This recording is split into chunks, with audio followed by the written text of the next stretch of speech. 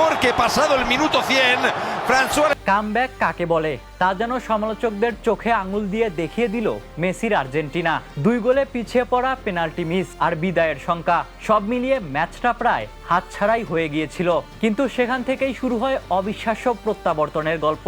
ম্যাচের শেষ 15 মিনিটে টানা 3 গোল করে মিশরকে 3-2 ব্যবধানে হারিয়ে বিশ্বকাপের কোয়ার্টার ফাইনাল নিশ্চিত করেছে 3 বারের বিশ্ব চ্যাম্পিয়ন আর্জেন্টিনা।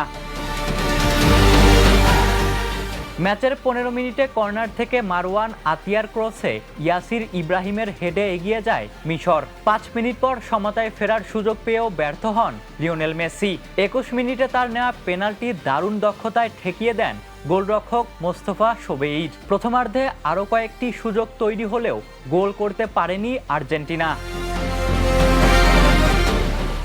দ্বিতীয়ার্ধে আক্রমণের ধার বাড়ায় আলবি সেলেস্তেরা, তবে জমাট রক্ষণে বারবার বাধা হয়ে দাঁড়ায় মিশর। সাথে দুর্দান্ত কাউন্টারে জিকো আর্জেন্টিনার জালে বল পাঠালেও আক্রমণের শুরুতে ফাউল থাকায় গোলটি বাতিল হয়। এরপর 79 মিনিটে মেসির ক্রস থেকে ক্রিস্টিয়ান রোমেরোর হেডে ব্যবধান কমান। 84 মিনিটে মেসির জোরালো শট গোলরক্ষকের গায়ে লেগে জালে জড়ালে ম্যাচে 2-2 সমতা ফেরে। তবে সমতায় থেমে থাকেনি আর্জেন্টিনা। যোগ করার সময়ে দ্রুত পাল্টা আক্রমণে লাউতারো মার্তিনেজের বাড়ানো বলে এনজো ফার্নান্দেজ হেডে জয়সূচক গোল করেন। মাত্র 15 মিনিটে 3 গোল করে 3-2 ব্যবধানে ম্যাচ জিতে কোয়ার্টার ফাইনাল নিশ্চিত করে নেয় আর্জেন্টিনা। শেষ মুহূর্ত পর্যন্ত লড়াই করে অসাধারণ প্রত্যাবর্তনের আরেকটি স্মরণীয় অধ্যায় যোগ করল মেসির দল।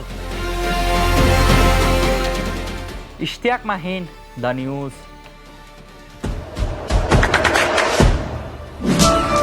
দেশে দেশে সবার সাথে দ্য নিউজ।